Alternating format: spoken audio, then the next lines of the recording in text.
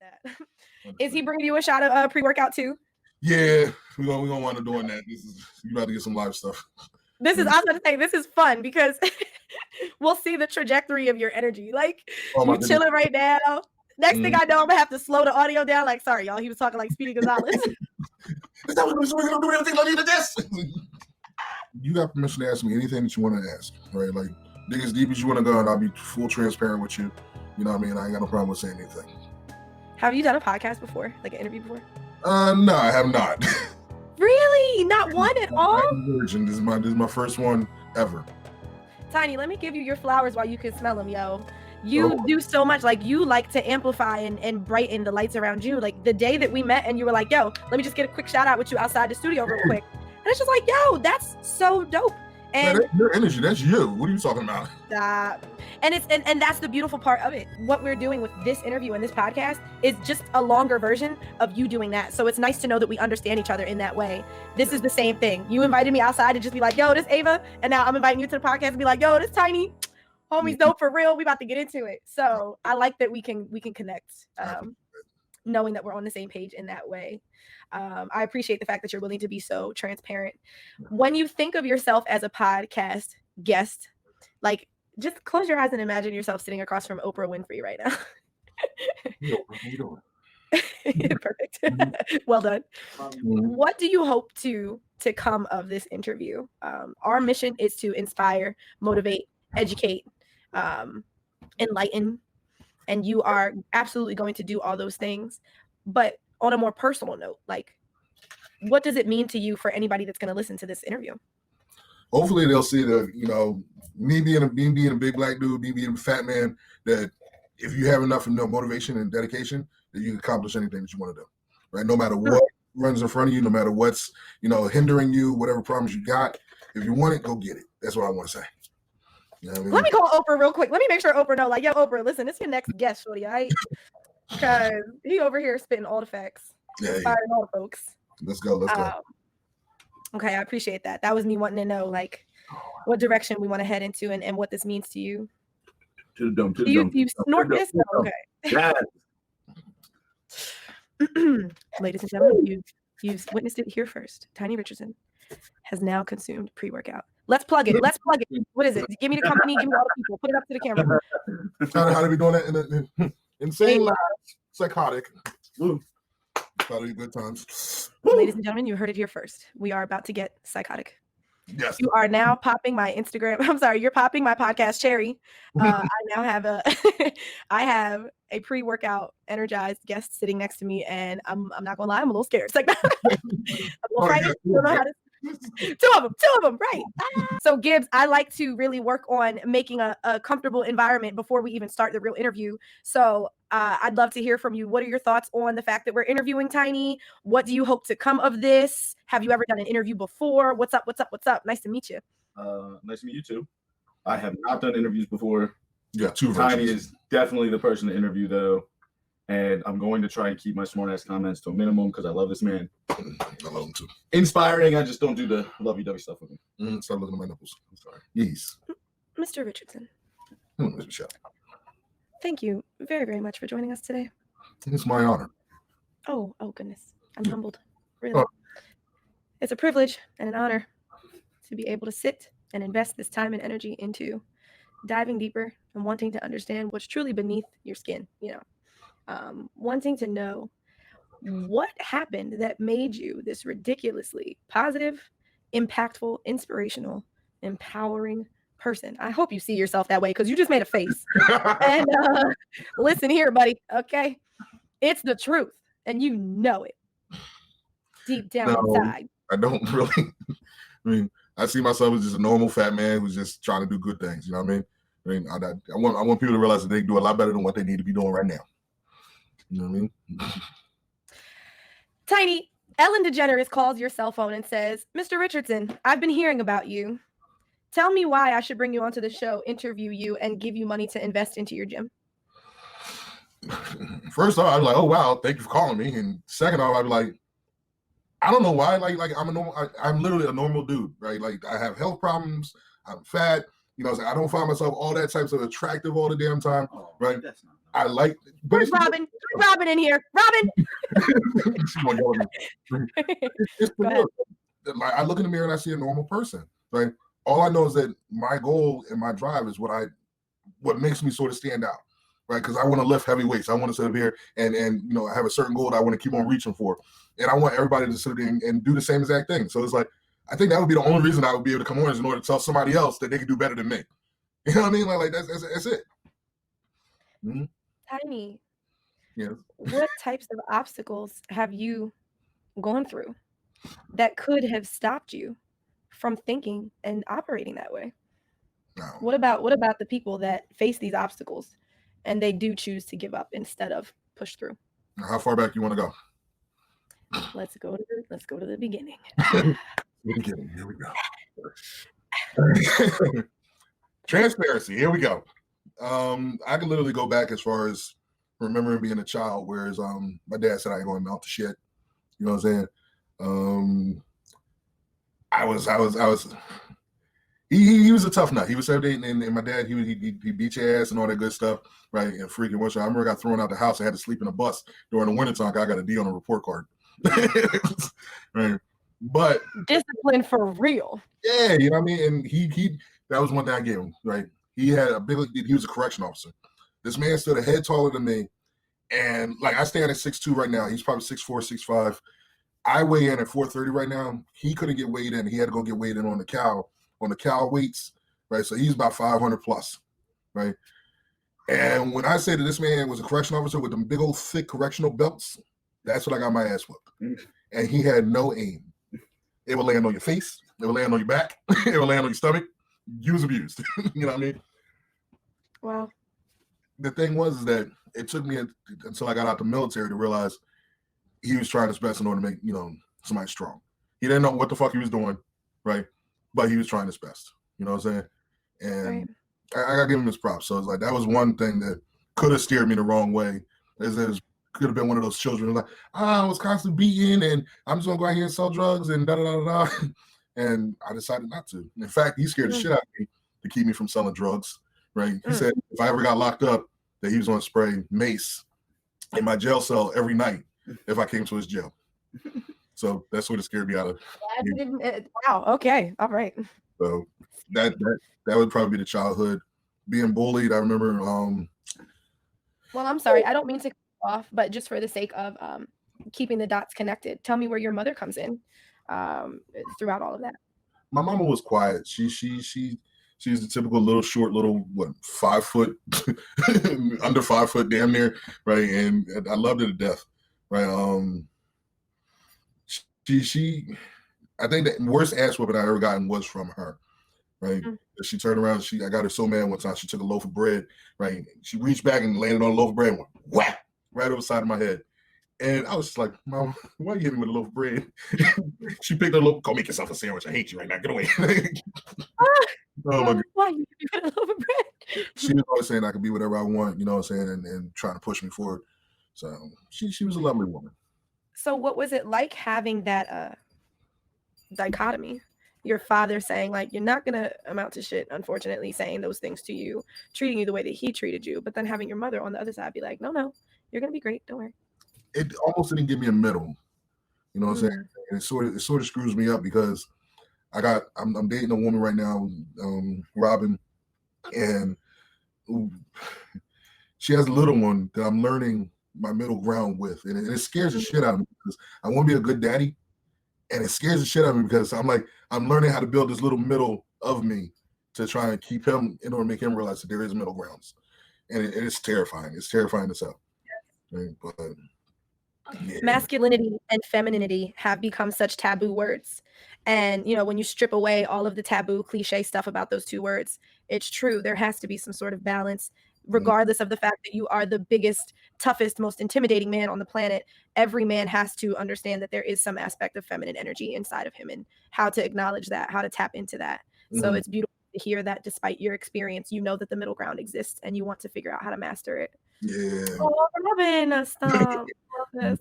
It's hard. I'm not gonna lie about that. It's hard because you want to be this big, brawly, like grr, right? Then all of a sudden it's like you got this little motherfucker standing here looking at you like, hey, you know, and I'm like, I don't know what to do with you. What the fuck? You know what I mean? And he's teaching I can't me, lift you. If I lift you, you go through the ceiling. and he's teaching me how, like my boys always pointed out there, like, you know, instead of disciplining him, standing up, try and come down to his level and talk to him. Right. Yeah. Got me just pick him up and like, hey, you know, you need to chill out. And then they're like, no, you need to come down here, talk to him. I'm just like, oh my gosh. Mm. So I think the pre-workout's kicking in because I'm starting to speak a little bit faster. Oh, I didn't warn everybody. So about 20 minutes ago, we may or may not have eaten some pre-workout, y'all, and there's no telling what will happen next. Yeah. Be warned. You've been warned. So that's beautiful, and I commend you for not shying away from that experience. Yes. Again, in terms of taboo topics, dating a woman that is bringing, you know, a child into the relationship that is not, you know, the child of that person that they're dating. There's a lot of depth, a lot of effort and work that goes into a situation like that. So Yeah. shout out to you for real for not shying away from yet another exhausting, I guess you could say, exhausting experience. I gotta give her shout outs too because she's allowing me to actually come into this child's life, and Yeah. she's coming from a woman who didn't have anybody from the beginning of the child's life to Right, now, and allowing this big 400-pound motherfucker to come in and be like, "Hey, sit down, Man. don't do that." I gotta Right. give her that. You know what I mean? Like, Right. I love her to death. She a pain in the ass, but I love her to death. That says so much about your spirit. I appreciate you being transparent and giving everyone. Of course, my dog decides to play with the loudest toy ever right now. Give me this.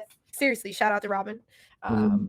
You know, and I appreciate your transparency and you giving us insight on the details of that situation, knowing that she brought her son into this world without any masculine support, and she knows you, loves you, trusts you enough to be that role model for this young man. That's deep. That's deep. But take it in, yo. That says so much about how special you are. So you were about to speak on childhood. We're kind of going chronologically. We spoke about your parents and their discipline styles and whatnot. Another thing that couldn't have kept me from shining, Roger and Keith, right? Who the hell are they? Two guys who used to bully me. I was bullied as a child, right? I had a big old box as a child. You know their names? Yes, I still remember their names. Yo, right? that shit is traumatic. I remember my joint name too. Yep. Hey, but they turned around, they bullied us every freaking day in Garfield East and my brother Greg's house, rest in peace. But I got dragged by the hair, beaten up, bullied. It was bad, you know. And I think what really helped me through that was, you know, just having friends, right? I was lucky enough to have friends that for some reason they weren't getting bullied like I was getting bullied. Now that I think about it, Right. And the question that popped into my head as you're speaking, were they bullying you because they were jealous of you? I don't know. I see that's being. I got a problem with what is the word? Self. Looking at myself and saying like, hey, I don't really have nothing spectacular to be jealous about. You know what I mean? I'm very humble, self-esteem. There you go. I might have low self-esteem. I might, you know, I look at myself and I be like, I don't have much that somebody should be jealous of. Why would you be jealous of me? Right? I just looked at myself as the biggest kid in the school. It was an easy target. You know, they called me stinky, bad breath, bullied me around, and it was bad times. But I finally got some good sides of me, and I whooped Roger's ass. Oh, shit. Whooped Roger's ass. I was happy. You heard it here first on the Mirage podcast, ladies and gentlemen. Tiny offers an apology to fucking Roger. Tiny, would you like to say sorry? Roger, I forgive you. I hope that you're going to accept my apology for whipping your ass, right? You're cool peoples now. I've seen you. Keep on going for it, brother.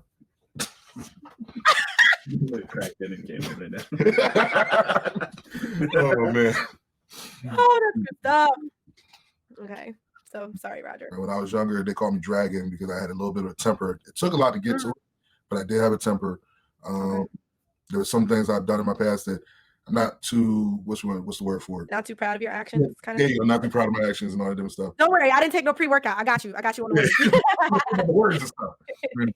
But yeah, when I was younger, there were some things that weren't good. So I think this Tiny that you know of now, right? Literally, when I found powerlifting and I found the gym, this is the Tiny that was born from, you know, dealing with, you know, Gibbs, dealing with Giant Fitness Crew. You know what I'm saying? Like this is a new birth for me, right? And it saved my life because if you'd have known me about what 6 years ago, 7 years ago, 10 years ago, I wasn't a nice person. My mother was scared of me. My sister was scared of me, right? I came back from the military very, very angry, right? I was an alcoholic, popping pills, snorting pills, right? You didn't know that about me? No. Oh shit! What? Right? Yeah, it was some. Oh, right. You know, and like my brother Mike, like people have keys in my house because they were scared about suicide. You know what I'm saying? Like freaking Marceline, I hated him for a hot minute because I called him my brother, and I told these people, I said I don't want to live, and Marceline was like, well, I'm not going to visit your funeral, and you're a greedy motherfucker, right? And you need to promise us that you're going to stay alive. And he made me give him my word that I would never take my own life, and I hated him for it for a good while. I was like, dude, this is so fucked up that you're making me live through all this bullshit just in order to keep my fucking word to you. You know what I mean? And like that's what I say. Like this tiny right here, the gym is what made it say hello. Tiny. Sorry. Stop it. Stop. No sorries. Thank you for your transparency. What got you to that point? Ooh. I would say what got me to that point was, you know, one part of it was being young and dumb. You know, when I was younger, I was that angry kid who was just like, oh, you know, I'm not, you know, I can't understand this, I can't understand that, so I'm just gonna be angry. And it got to the point where I felt like I wasn't accomplishing things, and I felt worthless.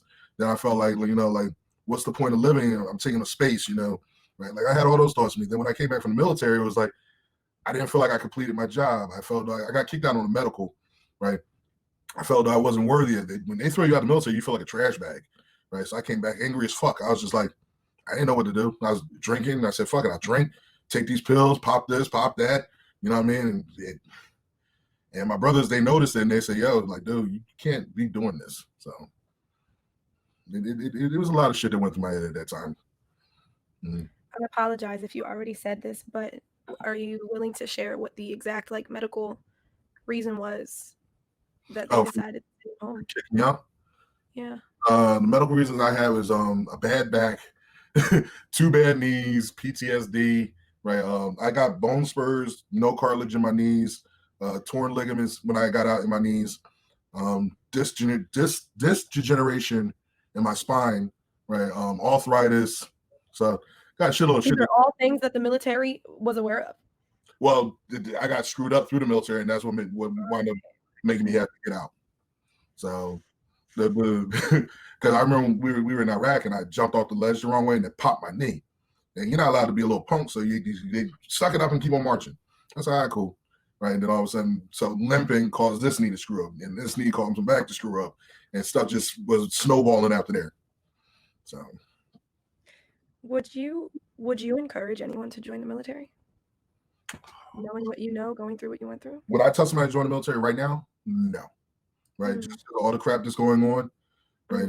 You're more likely going to get deployed, and you don't know what for. We don't even know what we're doing here in our own United States. We don't know, right? Anything that you want in the military, you can get outside the military. It's a little bit harder, a lot bit harder, but you still get it. You just got to bust your ass to do it. So I did not know that you were in the military. So that's a new layer to who I know you to be. And you joined when you were how old? That's a good question. I want to say 22, 23. Okay, so you had been out of high school for a little bit. Yeah, and I started feeling like I was going to get in trouble because the jobs weren't looking too well. It was just like I couldn't find something to sustain myself. So I was like, yeah, screw it. I filled out. I went and filled out to be a cop, right? And I got 98 on the civil service test, right? Still got beat by lateral transfers, veterans, and I was like, yo, what the fuck? You know what I'm saying? So I finally got it in my head, you know what, screw it. Let me go ahead and go in the military so I can have an even better chance. My mom called me up 2 weeks in and said, you should have waited hiring people off the street now. And I'm like, really? Like, I was pissed off about that. Like, really not. Yeah. Zag. Okay. Wow, that's deep. Timing is everything. And everything happens for a reason. It's crazy how crazy stuff like that will happen and you have no idea what the purpose was behind it. Yeah. But it brings you to today and everything that's happened since now. I mean, I'm sorry, since then until now. That's powerful. Okay. Your most impactful experience. Like when you hear this question, I want to know the first thing that your mind does without force. in the military, while you were in the military, the thing that maybe molded, shaped, impacted, enlightened, taught you the most? Wow. I don't know why, but this pops in my head. I remember a sergeant. When you're a private, you're not really supposed to talk to sergeants, like that. So I was walking down the sidewalk, and I remember this one sergeant was walking past me, and he just looked like he was having that bad day. He was just and for some reason, as I was walking past him, I said, "Sergeant, everything gonna be all right." And I kept on walking. I was like, "Private!" I said, "What the fuck?" So I turned around and I snapped on, the parade rush and all that different stuff, right? And he's like, "What the fuck did you just say to me?" Blah blah blah blah blah. And I said, "Sergeant, everything's gonna be okay. It looked like you're having a bad day. Everything's gonna be okay." Right? And he was just like, and he just turned around. He stormed off. So the very next day, I'm walking down the same exact way, same exact path, and I see this man again. And I'm just like, I ain't saying shit this time. Fuck this. So I walk past him out here, "Private." I'm like, fuck, how you say shit? Right? I turn around, right? He's like, "I just want to tell you that thank you for what you did." I was like, "What did I do, Sergeant?" He's like, "Thank you for, telling me everything's gonna be okay." Because I was gonna go home and shoot my wife that day. Right? Yeah. It wasn't no like, "Oh, I was just going, yell at her." No. You can see it in his face. I was gonna shoot my wife that day. And I know that feeling. And I said, "Hey, Sergeant, everything's gonna be good. Just keep on going forward." He's like, "Thank you," and keep it going. And what I learned from that is, I don't care who you are, what you are, how famous you are, how rich you are, right? The janitor or the CEO. As if though they king of the kingdom, right? And be respectful to all. You know what I'm saying? And I think that's what made me start like, hey, everything's gonna be good. I'm sorry, I gotta put you on the spot. You was over here talking about being nervous about this fucking interview, and here you are just hitting shit out the fucking park. Okay, you keep. I mean that in the best way. You keep opening these cans of worms. This is the dream for me as a host and as someone that's conducting the interview. The exchange, the flow is there, right? You just said that feeling. What? I gotta cut out the part where I said the N-word for the platform, but listen. You say something, you hope that you can sort of just fly right back. No, not on the Mirage podcast, baby. I know that feeling because I went through something. I'm not going to say no names on this time, right? I'm trying not to frame it. But there was one time I remember I was in a dark spot, and I went through something with this woman, right? And somehow, some way, my brother Jerry, I left my house fuming. I don't even know how I left my house, right? I left my house with the intentions of going to get a weapon, going to this woman's house. I was going to stop it. You're making me nervous. Right? I was going to shoot her. I was literally going to shoot her. Right? Did she cheat on you? Is that what the thing is? For some reason in my mind, that's like the only thing that would make a person want to kill their significant other is if they actually like slept with somebody else. It was built. It's a lot of building up to that. It was a lot of things that happened, and I overlooked, and I overlooked, and I overlooked, and I overlooked, and this one thing triggered it. That just makes it worse. Okay. I was dumb. Right? I said I was going to shoot her. I was going to spark a cigarette, and I was going to call the cops. Right?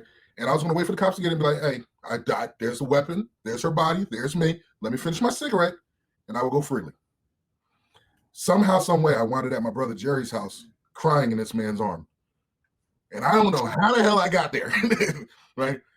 I drove my car there, parked it correctly, right? And somehow we're out in his front yard, and he's holding me saying like, "Dog, everything's going to be okay. Wow. Like, you're a good dude. Stop it. You don't need to do anything like that." Now, was this at the same point in your life where you were drinking too much, doing too much, etc.? What did that intersect at all? That was a little bit. Ooh, I can't tell you the time because people. If I say the time frame that it was, then people want to know who I'm talking. Yeah, no worries. Okay, no worries. We're good. All right. So anyway, hold on. So about those Eagles. Hold on, but I can't say. No, I can't even say that. No, it's cool. It's cool. We just go. Listen, the people got what they needed to get. Okay, that's not a good man. That's not good. And we know that is not true. And that is what this platform is about. We're going to be vulnerable. We're going to be transparent. I don't care how bright your spirit shines. There is a little bit of darkness that we've all experienced. So that's it. Like before, that was that dark time. That was a very dark time that I was in. Wow. And yet here you are. So you joined the military in your early 20s. Again, just working chronologically, not quite speaking on weightlifting yet, because I feel as though that's a big transition. That's when we want to bring Gibbs over. So not quite yet, still a little bit more on the personal side. Coming back home from the military, you mentioned that going to the gym is what helped you in terms of just becoming a better version of yourself, awakening, so to speak. Mhm. You've already mentioned like brothers and people that you're close with. Who are some of the people that see the best in you? You came back from the military.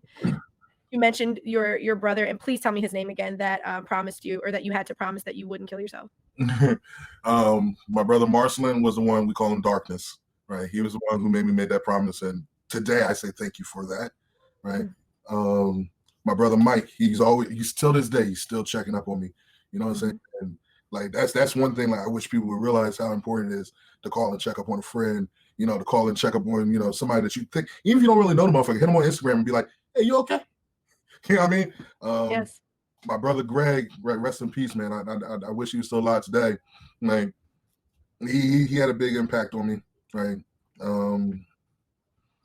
You got some female like Sherelle. I love her to death, right? Freaking all the freaking Greens, the Greens family, love them to death. My brother Rashad, who's out there. I had a support system, and I was lucky to have it. You know what I'm saying? And these people helped me survive. You know what I mean? Right? And this was even before I found the gym.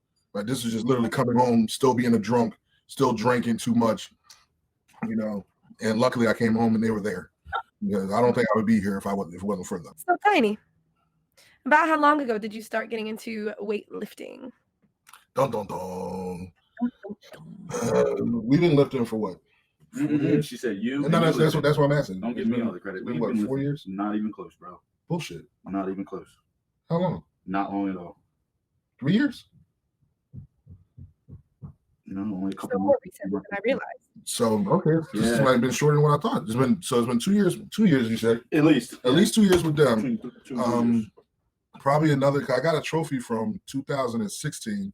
Okay. And so that's what I'm thinking. So it's been 5 years. 5 years total. Probably 5 years total for me. But 3 of those years I was at Giant Fitness. Thinking about Big Dog and and all that different stuff. Then I go over to Garden State, and the past 2 years I thought it was longer than that. Right. It showed me now I was a chump, and then growing up a little bit more out of there.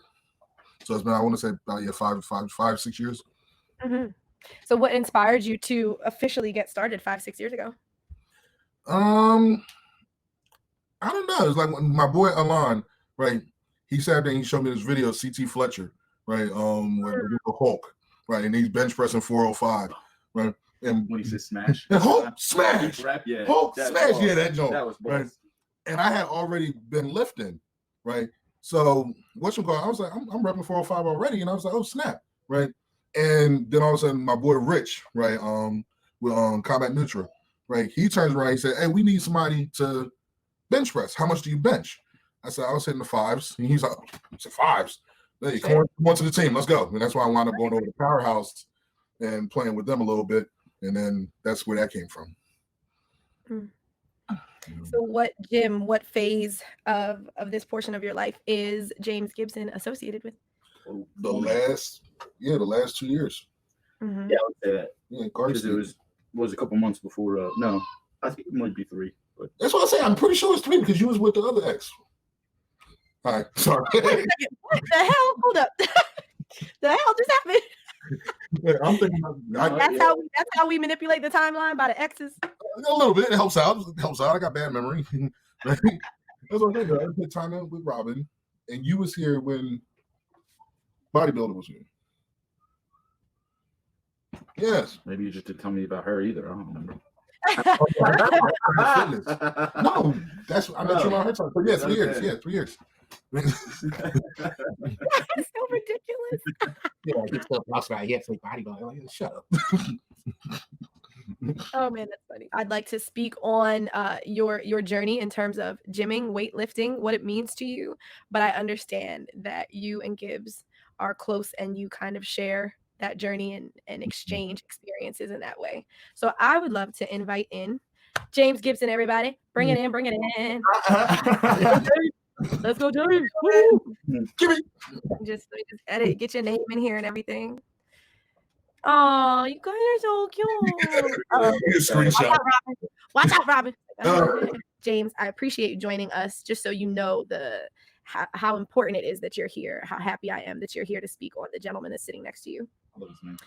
So tell me a little bit, James, about how you met Tiny, what you see in him, what the okay, maybe not the strip club story. All right. That's a gym story. I love how I met him actually, because of how close we became. I don't know how long ago. The gym is an everyday thing to the point where I lose track of how long I've actually known him. I would say I was bouncing around with training groups purely because of work, and then one bad thing I think with our sport or whatever is there's a lot of ego. So if you catch up to someone you're training with and they like being the top guy, they stop trying to accommodate, work out with you and everything. They start leaving you on your own. They want a lot of yes men and everything. So I would bounce around group to group, usually training on my own. We actually met through a mutual person, Tyler Roy. You got to give him a shout out, even though he's going to post it everywhere. He's an idiot. He was a geared lifter, so we don't do that at all. But I think he's the one that approached Tiny, or Tiny approached, I don't really know how they met, to come train with us because he saw this really big guy that wanted to work out and just had really shitty form. Who he really strong, had a lot of potential, and he probably knew it, but didn't know how to get there. So I was training with Tyler already. We were going on probably 6 months before Tiny showed up, and I come in to work out, and there's another guy in our crew, which means there's another guy that needs to do a rep, which means there's another guy we got to set plates up for, which means my workout just went from an hour and a half to 2 hours. And I said, I don't fucking want him here. I don't want him here. I want to get my shit done. I'm showing up to the gym to train. I was competitive at that point. I had meets planned. Like I'm not here to fuck around. I'm here to work out and get done. So me and Tiny's relationship actually started off pushing each other by dick measuring. He was 400 pounds. Sorry. He was 400 pounds. And I think our working weights were 30 pounds off on most leg movements. And so there was a lot of aggression never hatred, but aggression between us. Like I was trying to show him like, hey, you shouldn't be here. And he kept showing up though. And when we made corrections, one thing that always bothers me when someone would ask me for help, and some people do it to this day, they say like, what do you think of my squat? What do you think I could change on this? And I say, you should move your hands here, or you should do beltless work or whatever. A lot of people always want to be like, well, I tried that, but you're wrong. Like, I know, I just wanted you to validate what I think I should be doing. Tiny was never that way. Tiny looked at me and Tyler and said, you know more than me. How do I do this? And if my goal is to squat, whatever, how do I get there? And if I say move your feet out a half inch, he would. He got light years better in a time frame. I think we were close in numbers, maybe 2 months. By the third month, he started blowing by and just never stopped. And what I love about that was, I don't want to call it a shared accomplishment. I think that takes away too much from him. But he already had the passion to drive and the attitude. He matched well with me there. And, being able to just make 1 or 2 corrections to somebody who just listens and have them just dominate is always fun. So having both of you here to speak on this from each of your perspectives. Tiny, what were you going through as you were invited to this space, but feeling that energy, that dick measuring shit, knowing that there were people that may not have necessarily wanted you there, humbling yourself and still asking for advice the way that you did, this same stage that Gibbs just explained? What was happening in your world? In my world, it was, I'm squatting 750 and I'm a big dog. Rough. You know what I mean? And all of a sudden, I go to this other gym and I saw these bodybuilders. And the bodybuilders intimidated me to the point where I'm like, I shouldn't be in here. Then all of a sudden, I found this crew over here lifting heavy weights. I was like, oh, they got bellies. I'm going to go over here and chill with them. Right? And I never knew that he was sitting there saying, like, oh, I don't want this motherfucker here. I never knew that. I just took it as he was an asshole. Right? I am. He's still an asshole. Well, then. So I like the fact that he was always like, well, lift more. And I'm like, nah, you lift more. Like we were bat heads. And I started understanding the sport, and I was like, oh snap, he's lifting just as much as me, damn near half my body weight. This is good, right? So I started looking into it, learning. And I realized, okay, well now I need to get my weights up. And I asked somebody, they're like, you're not going to be recognized unless you squat, 1,000 pounds, 1,100 pounds. You know what I'm saying? Like nobody's going to look at you until you squat that. And I was like, okay, well, let me try that. You know what I mean? And sure as hell, they took the time out and they showed me, they worked with me. And I think it took a year and a half. I don't know. You hit 9 pretty quick. Yeah. If you take Wow. you take away your incidents, take you away made the huge gains quickly with just form repair. Yeah. Or form work. I squatted. And then you got injured, and that set you back, and then we started from square one, and then you get back to where you were, and then you get injured again. So I think the years would have been shortened if I didn't get injured. Doing dumb shit. Yeah, fuck you. So this is All right, so that leads me to my next question. Incidents. What are these incidents? What happened? The incidents that he's talking about was the one thing in this where you have to respect the weight all the time. Respect it. Because I got to the point where I was lifting heavier weights and I would disrespect 405. I'd be like, oh, it's only 405 pounds. Fuck it. And I would go picking it up like nothing. And that's when I slipped my discs. Right. I didn't had about 3 surgeries already. Oh, I don't know about that. Right. 2 surgeries. 3 surgeries total? Or just on your 3 neck? surgeries total. I didn't have one on my neck, one on my lower back, and then one on my knee. Oh shit, that's 4. And then one again to close my knee back up again. Right. 2 of them was because I was disrespectful. I went and picked up a weight like it was nothing. No. Right. Listen to what I'm saying. 2 of them, I picked up the weight like it was that, and that's when my disc slipped. Mm-hmm. The third one was my knee when I decided to lift without my crew, and the people still mad about that. I wasn't strong enough to hold the weight up, and they didn't catch the weight when I was falling. So it was almost like that 50-50. And that's when I had a patella tendon rupture. Wait. There's so much more to that. Lifted with a crew at a gym that he hadn't been to often, with people who didn't look like they knew what they were doing, put 800 on the bar because you squatted 9, so that should be easy. In a mono you've never lifted in before, came up leaning forward, hit the rack twice. Didn't know how to bail. I can't bail. I don't have shoulder mobility, right? And so what wound up happening. I feel like you just got yelled at by your mom. Huh? I said, I feel like you just got yelled at by your mom. No, we had something else in mind. Like he had a goal, and the date was coming up, and he was already there, and it was all set. The animal cage. And if I didn't screw up, yes. If I didn't screw up, I would have been squatting 1,000 in the animal cage. Might have been able to get in the animal cage. No, that was already set up. He said all I had to do was squat 1,000. Squat 1,000, I could have been in the animal cage, and that's like one of the biggest. He had to do a leg day on a day he couldn't be at our gym training with us, and he had to be big dog at a bitch gym. It was the warm up weight. I said I'm gonna do the warm up weight, and I said that was ego. No, it was warm up. No, that was ego. Warm up. That's not. So you were gonna go higher? No, I was gonna stop. That was my last one because it was still warming up. It was still warming up. No, but what I mean is, why did you have to do squats that day at that gym, not knowing anyone, not knowing? Because I like to do squats. You like deadlifting, I like squatting. So I said, I'm gonna squat. I'm gonna do 830, right? And then so that everyone can stop and look, and I look really big. Advertising for who? Yourself. For everybody. Your ego. No, it wasn't for 100% was 830 was high. 100% your ego. Like I love you, but that was all ego lifting. Something tells me the two of you have already been through this exchange, and now we're digging up the past, and I am not here for that. Yeah. So, 4 surgeries, Tiny Richardson. 4 surgeries. Yes. You are back at it. You are back in it. Yes. You are dedicated and devoted to it. Yes. You have support from people like James Gibson, who's sitting right next to you right now. What are things looking like now? And to be honest, I'd like to see like an explanation and an exchange just between the two of you. How would you both describe what's happening on the path now?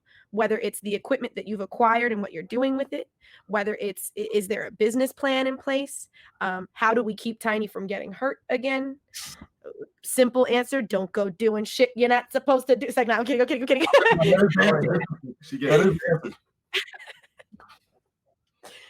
Let me hear from both of you. What's it looking like at this very moment? You go first. At this moment, what it looks like is that I'm not allowed to go to different gyms and squat more than you said, 75%. Yeah. No more. I can't go no higher than 75% from now on. Right. On any of the lifts. They look like those guys. Right. Shut up. Right. None more than 75% on any of the lifts. Alone. Yeah. We've acquired a monolift. We acquired a bench press. Trying to do a home gym just in case this pandemic comes back around again and closes everything down again, which probably will. Right. we required all that in order to make sure our training could keep on progressing and keep on going forward. Also, so like football teams and all the different little stuff, we were talking about that, right? So little kids can sit up there and maybe have a chance to, see people working out, see us trying to get these people, see us, and motivate them in order to try and make them want to come into powerlifting or just getting better. You know what I'm saying? Yes. T-shirts. We want to do T-shirts. We want to do everything. Who is the team? Who else is involved in this vision right now? Us. Mm-hmm. Yeah. He's the only one I trust that much. Wow. Yeah. That's deep, and that's beautiful. Mm-hmm. Okay. I get it now. So there aren't many other people involved in how you see this thing like kind of growing and expanding and blowing up. No, I'm not against it. Right. I understand. Oh, you talking about future growth? Yeah, that's cool. Future growth, I'm not against it, but like current plans is me and Tiny. James, can I hear from your perspective how the friendship evolved into what it is now? Yeah, it's actually really simple, and let's see. So I would say, working out is always great. But as I said, I bounce around a lot from people at the gym. So a lot of my relationships in the gym always stayed there. I don't like to be one-dimensional. So like, hey, you're my friend. We're at the gym. We're training together. Great. But like when I'm outside, I don't want to talk about the gym all the time.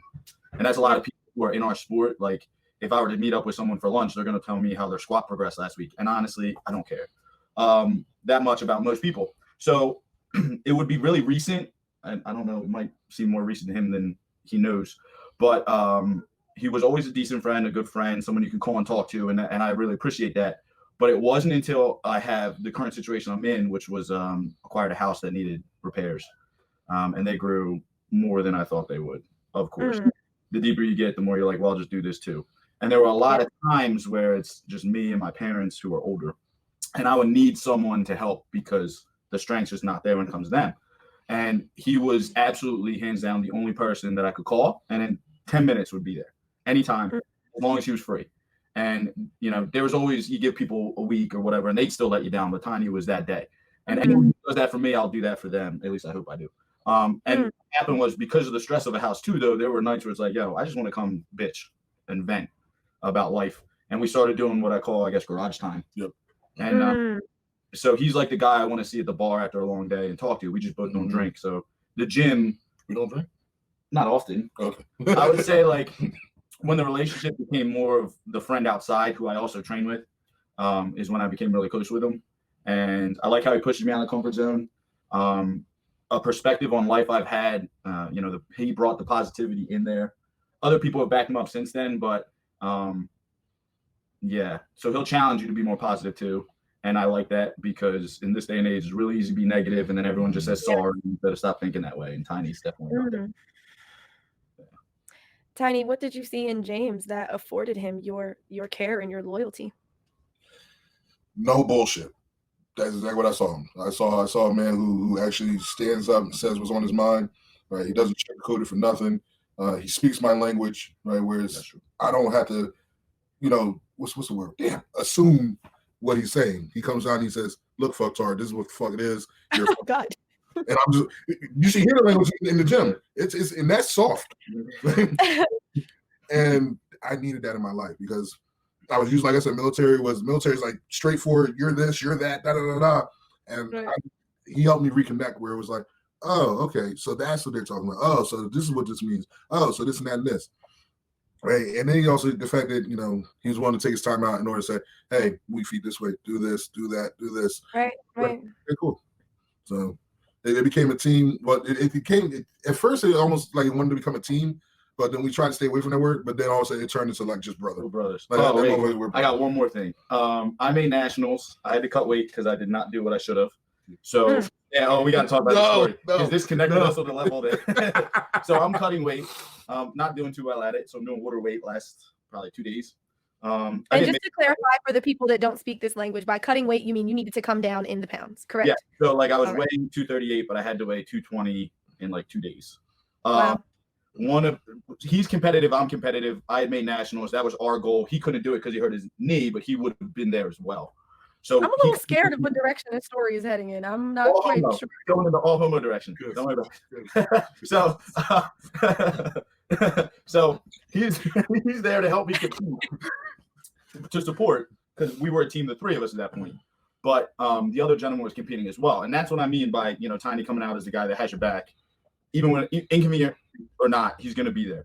I have to cut weight. I think it's 11 o'clock at night. I don't know. We go to LA Fitness, that's close there because they have a sauna. And the one trick is you put basically, it's not Vaseline, but basically Vaseline over your body.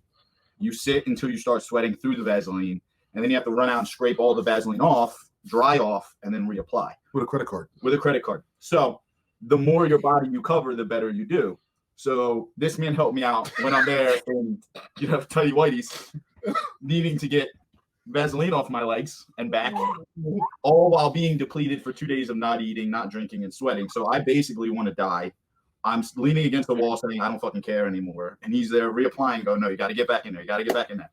So I didn't make it due to having to call it early for like health concerns. But, no one else that came to support me was willing to suffer with me. And that's hard to find. His nuts touched my hands. I was so mad about that. I'm sorry, but I had to say, I was scraping and scraping and scraping. And when I scraped up too far, your nut went. I was like, oh no! Wait a minute. That's a nut. Wait. How many times did I brush yours wrapping your meat? It happens. But I'm just saying. It was sweaty. You have to be secure. It was sweaty nuts on my hands. It was like, oh, motherfucker. We are brothers because I love you and I want you to make this weight. This never happened. That's what you said.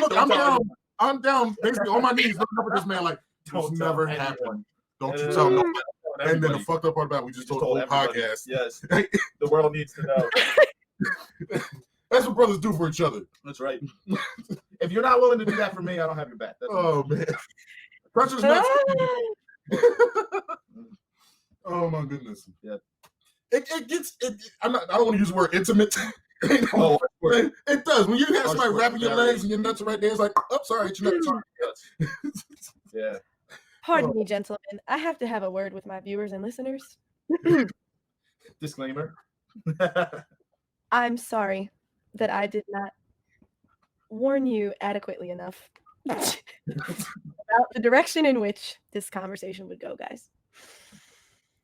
I hope you're okay. We'll get Back to the nut talk. We'll get through this together. Guys, that was all right. I didn't see that one coming. Yeah. You just gave me out. Okay, so funny enough, I know what I want to speak about next, and it requires some level of vulnerability and transparency, right? And y'all just took that and put the thing down, flipped it, and reversed it, and I am no longer worried about how the next conversation may go. Yo, that I never want to laugh that hard again. That was terrible. This is beautiful. This entire exchange. I mean, y'all are making my 2021 right now. You have no idea. And I really appreciate both of you, and very happy for the two of you to have met one another and cultivated a friendship like this, because let's be real, some people are not blessed with this opportunity. And here we are. I want to ease toward a close. Before I do that, is there anything specific that comes to mind? Again, platform, it'll be shared with our audience. It will be shared with your audience. There's, I guess, a few things. I'd say one thing I learned from meeting Tiny is don't assume new people coming to your life is going to be negative. As I said, like I saw him as what would be a burden, or could have been a burden. And he ended up being a better friend than anyone I trained with at that time, and probably one of my best friends of all time, and probably one of the newer people I know that I let in that close. So that's one thing. In terms of the gym, I mean, it did a lot for me. I think most people that are in the gym like us started out with some level of self-esteem issues. And I think a lot of people are being taught to love yourself, which is very important, because if I'd known that, I might not have gone any dark places. But I think it's also good to know that wanting to improve yourself is good. Take it seriously and put the work into yourself, and you're going to feel a lot better, and you can make great connections. That's all the positive stuff I think I had. No. That was very well said. Thank you for that. Mm-hmm. What are your thoughts, Tiny? My thoughts are literally just like literally along the same lines as his. It's just like being able just to, you know, find somewhere to safe. Like, you know what I'm saying? Like the gym is a safe haven for me. I love it to death. It saved my life. Meeting new people. I met my brother here. Right. That's sometimes your worlds don't mix up. You know what I'm saying? Like my family life doesn't really mix with my gym life, right? And they still exist, and I still exist, and it's like, but I need both of them. You know what I'm saying? I really, really do. I really need both of them. Deep shit before we leave. I am intrigued by this, and I did not plan on having this conversation, and I wouldn't have if not for the Black Lives Matter piece of art that's behind Gibbs right now. Painted by Robin. No way! Yo, I need it. I need it on the camera. Robin's the bottom. Can we just put it a little closer? Because you're about to die. Robin. Oh, I'm here to see the picture. Come in here. Yeah. You don't have to come here, Robin. It's okay. I'm just giving you love for this painting that I noticed. It's beautiful. This artwork was in the background of the entire interview.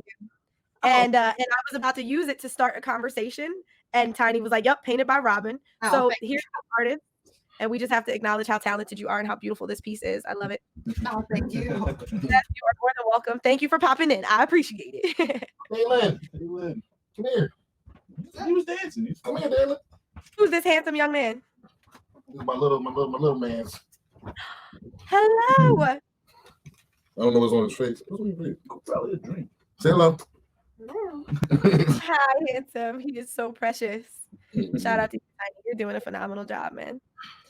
So I wanted to ask, inspired by Robin's artwork, being as though your friendship is as close and transparent and loving as it is, being as though you two are loyal to each other in the ways that you are. Gibbs, you touched on this a little bit when we first got online here. But what has this interracial friendship meant? What has it birthed? What has it taught? And that's something I'd like both of you to answer. And just wondering, with everything that happened in 2020, what are some of the things that have been on the forefront of your minds? We would have a great OnlyFans account. Really? Wait, she starts out with something serious. You end with that, and then you put the plug in on what we're going to call it. Oh, shit. Right, You don't start the serious conversation that way. Serious conversation. All right, Serious conversation. All right. Okay. So we're going to be transparent and honest and everything. So it's okay for me to not look like a good guy for a little bit. I would say that a lot of growth on my thought process and the importance of the blatant racism that goes on did not exist to the level it does now if I didn't have Tiny to talk to about it. Because when you have someone who is on the other side of the discussion, who is open and honest enough where you can say things that might cut and might hurt, or might come across and make you sound like a total asshole, but not be judged, it's a lot easier for you to talk about what goes on in your head, your thoughts on it, and what the maybe not counterpoints or the supporting factors were on both sides, to kind of get like the truth to come out. Because I wasn't an extremist. I would say I am what I criticized the owners of Attila's gym being earlier, which I was complacent. I was, look, it sucks. It's happening. I wouldn't get involved. I have had people in my life that were close to me. Her name's Treasure. Shout out to Treasure. Before, who tried to get through to me on it, but I was younger, and I met Tiny at a much better time. That when the serious things happen, and you had a brother that meant that much to you, that could be in those situations or whatever, and you start putting yourself like, if that were me or if that had to be my fear, how would I feel? And that was when I probably went from someone who just stayed quiet about it or laughed at somebody's jokes or whatever. Although in the gym, I will say, jokes are had, not PC, and that's fine. But like outside of that, the guys who look over the shoulder before saying a joke, I became the person that just said that was stupid. You're ignorant. You should see it in this way, things like that. And I didn't used to kind of have that level of I need to be involved myself until I had Tiny, because I was always able to think of the counterpoints that let me, I think, maybe make myself feel better about what was going on. I'm not racist, so I shouldn't have to be involved. I shouldn't be lumped into what's going on to you because I'm part of it. To that, me not being involved is not as bad, but it's also not good. So I think not being racist means you have to be involved, and being complacent, on some level you are. And that came from Tiny, our relationship, I'd say. Powerful shit. What are your thoughts, Tiny? My thoughts, the fact that he stumped me, I ain't gonna lie. I love the fact that one. There's people who don't want this to happen. You know what I'm saying? There's groups of people who think that me and him being friends is a bad thing, right? And those type of people, it's bad. It's really bad on both sides of the fence. You got black people who are just rude. You got white people who are just ignorant, just rude. You know what I'm saying? And I'm happy that this relationship has formed. I'm happy that he comes and asks me questions. You know, say, hey, I heard about this. What does this mean? Da, da, da, da, right? And I'm happy that I'm the type of person who's not tired of telling the story. Because that's a lot of things I hear black people saying too. I'm tired of telling these white people what it means to be black. Da, da, da, da, da. No, motherfucker, tell the motherfucker what it means to be black. We know what it means to be black. They don't know. You know what I'm saying? They can make an assumption, but they don't know what it means to be black. They know it from a different side of the story. But they don't know what it means for me when I get pulled over, right? Am I scared that I don't have my am I scared that do I have my registration, my license? No, I'm scared because is this motherfucker gonna shoot me? You know what I mean? Like, is this motherfucker gonna get scared because he sees a big black dude in this truck, right? He's got a gun and bang, I'm no longer here, right? And there's certain things that certain races just don't understand about that. And that's one of the reasons why I love the gym too, because we're able to have these conversations inside the gym. We're able to, we got fucking, what's his name? PJ? Okay. Right? He's Asian, right? And he'll come and ask me questions. You know what I'm saying? I don't got a problem with being a motherfucking black dude in the fucking gym, right? Saying, hey, this is what I feel it means, and this is what I feel it means, and da da da. Because we all should have these conversations, and we all need to communicate together. You know what I mean? So I love this unity that we got here, right? And something like you said, some of the shit in the gym that we talk about, never PC. never PC. I mean, locker room talk, bad shit. That was extremely moving. Thank you both for your openness. When you hear the word interracial, everybody tends to lean into. Oh, stop it! Oh, why? I don't want to know what's happening. I don't want to know. But that's what I'm getting at, essentially. When you hear that word, it's so easy for people to naturally lean towards relationship. So I'm extremely grateful. I mean, words can't express my gratitude for just having the opportunity to have a conversation about that does not revolve around, who married the white girl, who married the white guy, and whatever, what are their kids gonna, whatever.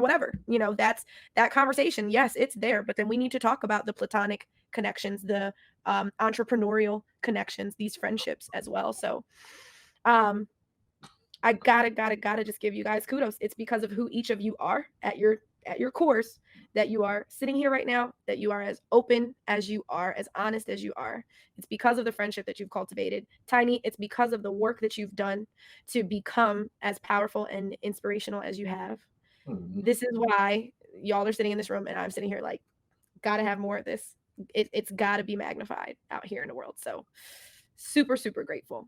So on to this whole interracial OnlyFans shit. What's happening here? That's recent. Recently, we were talking about Garden State Water. Oh wait, is that the wait? Whoa! I got it. Is that the OnlyFans account? You go to the sauna, you put the Vaseline on, you get the. We should do that, right? You get tip per swipe. Every tip is tip per swipe, right? If you want to see us squatting in certain outfits, right? You guys send us the outfit first. Yeah, you guys send us the outfit first, right? We got these tights that we'll wear for a couple of days and send them out. Mail them out. Wherever you want to smell. Money's money.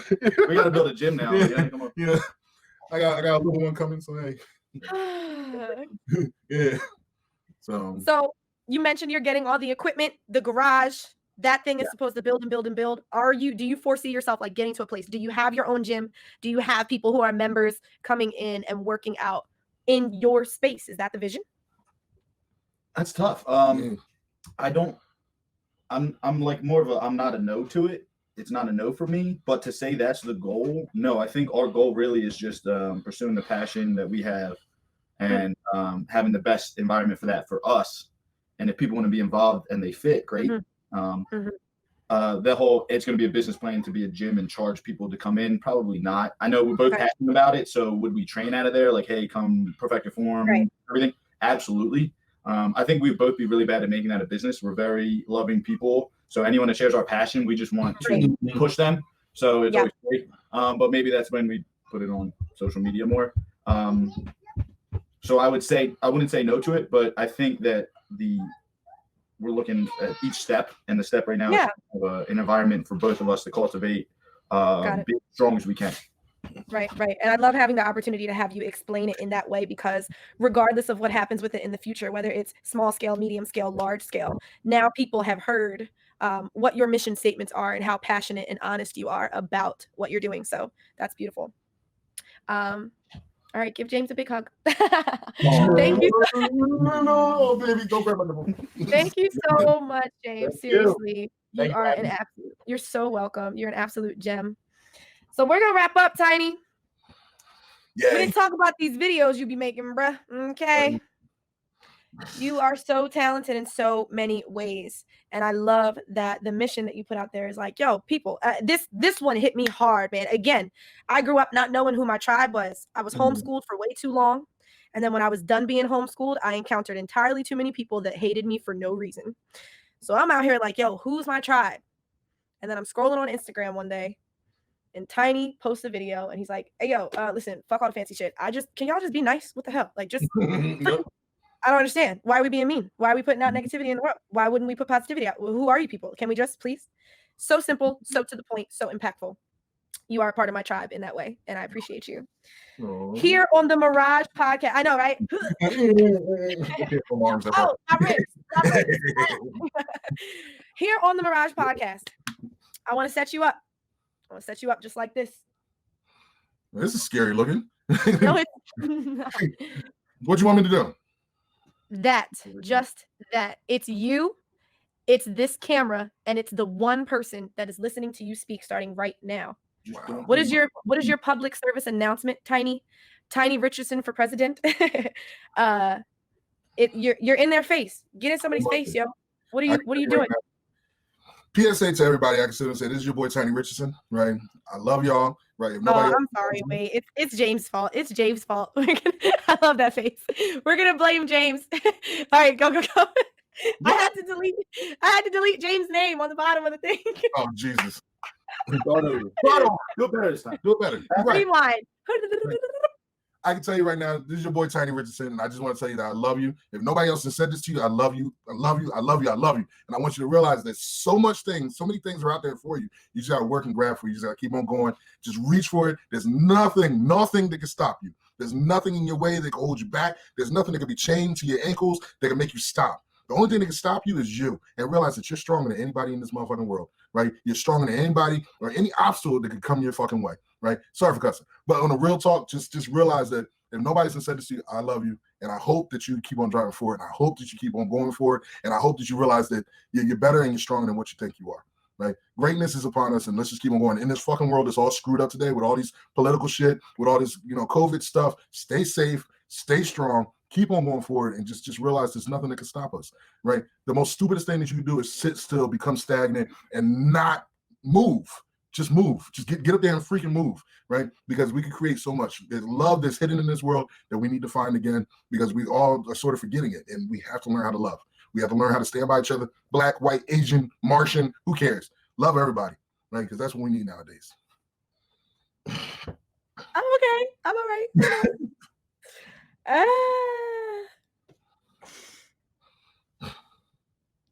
I don't understand, yo. Where can we get 107 more Tiny Richardsons on the planet? And can we get 106 more James Gibsons, and then maybe like 5 more Avas? That's cool or whatever. Ava, you're the glue that's holding everybody together right now. You are doing. I wish you could understand what you're doing right here, right now. Right, you're giving a floor for everybody to speak and preach what is needed in this world. You're unrestrained. There's nothing that restricts you. There's nothing that can stop you, right? And you're telling. All right, hold on. Let me put you back. Go ahead. Oh, geez. Right? I'm looking at you, Ava, and you turn it off. Right? Okay. We need more of you. We need more of you. We need more people like you who are willing to have people come on and say what's on their minds and be honest.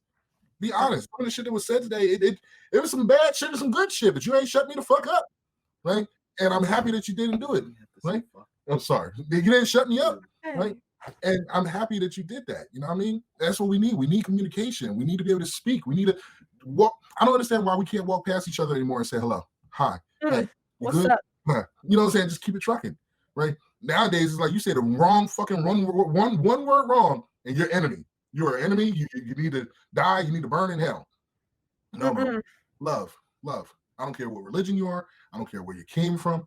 Love. That's what we all forgot. Bring the shit back. Love each other. You know what I'm saying? You ain't got to hug a motherfucker. Just say you love a motherfucker. Yeah. Raise the vibrations. Raise the frequency. Yes, love attraction, motherfucker. I'm sorry, you know how you know that. Listen, that pre-workout is serious. Like, no, I'm kidding. Yes. What I love most about this, and I appreciate everything you just said. Thank you. My feelings on this platform. It's everything you just said, but also creating a space where I can say to you and where I can say to James, you are fine the way that you are. Stop pressuring yourself to be different. Speak and say what you have to say and what you have to feel. Your journey is unique and special, and every intricate part of it is exactly what it was supposed to be to bring you to where you are today. So, just piggybacking off of how you just explained, what I'm doing is like, I feel like I'm small fries. I'm just the little girl from Magnolia, New Jersey. But guess what? When we get onto this laptop and you just see my little tiny face, I just want to be a little tiny face that says, no, say what's on your mind because it's valuable. No, tell me your truth. It's valuable. And that is just what I like to put out as well as receive. So powerful. That's the only word I can. The title of this episode is there's a lot to pull from here. I try to wait until afterwards to see what was relevant, I don't know. I feel like there's a play on the term powerlifting. Some way I might be able to twist that around. Do you consider what y'all do? Is that a proper term, or am I fucking up speaking the language? Are you powerlifters? We're powerlifters. We ain't bodybuilders. Definitely not. Okay. We ain't CrossFit. So I got it right. I got it right then. Okay. Yeah, you got it right. Well, you just did all that love. I know. And CrossFit, we love you too. Where would you be without James holding you accountable? I know. And that's what we need. We need people to hold each other accountable, man. Wife does it. She's on my ass all the time, holding me accountable, right? And she yells at me because I have a hard time holding myself accountable. So she's always digging my ass, right? Yo, she's so beautiful, dog. Last time I saw her, she was painted up and dressed up as a zombie bride. Yes. No. Do you remember? What movie was that? The Final Purge. Oh, okay, yeah. Girl, the candy girl. Okay, right? got it. That's what she was dressed up as. Yeah. I met her Halloween, and yes, now that I got to see her beautiful face and have her energy here on camera, she's so gorgeous, dude. Yeah, the future's gonna be freaking crazy with her. Right? Like the thing I can tell you right now is and I'm gonna admit this on your show, right? You're the first to know outside of the world, right? Tiny's gonna have a little tiny.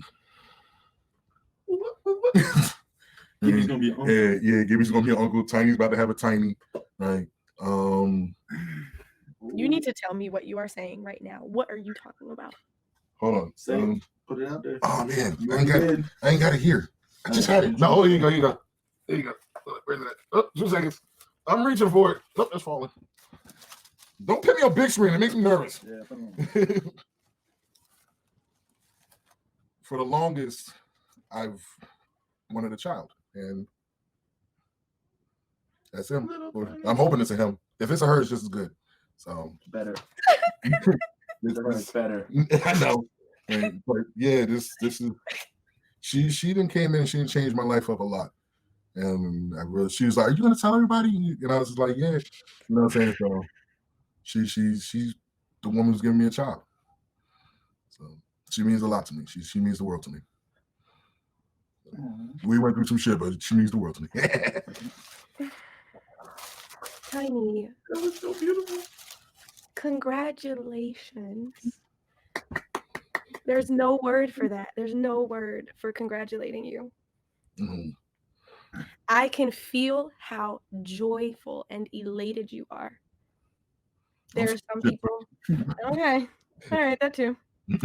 Tiny. Okay, so wait a second. How many months is she? She is only, right, I want to say 10 weeks. How long is that? 11 weeks? How, She's gotta be 12. So Should I go ask her? Because you don't probably know. Hey, babe. What you like, 3 months pregnant? 11 weeks. 11 weeks? That's 3 months? so Is this heavy for you? Because you listen, we talked a little bit about the spirit thing, man. Like, that is just, it's beautiful. And I'm just too passionate and I'm too empathetic and all those words. So it's heavy, but in the most beautiful way that I could possibly try to explain. Gorgeous. Okay, so the love is real, y'all. And again, thank you for connecting me with James as well. I'm grateful for all this chemistry and camaraderie, and we will continue to connect. Here's my Mirage podcast disclaimer. You are now part of the Mirage family. Anything you do from this point on, you have our utmost and unconditional support and respect and love. And if there's anything you'd ever wish to have shared on a platform, regardless of the size of our platform, we are absolutely here to do that, because that's our job, to make sure that more people know about who you are and what you do. So it's only up from here. I continue to support and amplify your voice. Yay, I appreciate you. Right? And you keep on doing it, because you don't understand, you are helping so many people. Thank you. Thank you. I'm going to hold on to that and believe it. We have an on-screen massage, ladies and gentlemen. This is Gibbs, the... we're on right now. Oh, we're on right now. They saw that? Oh, Jesus.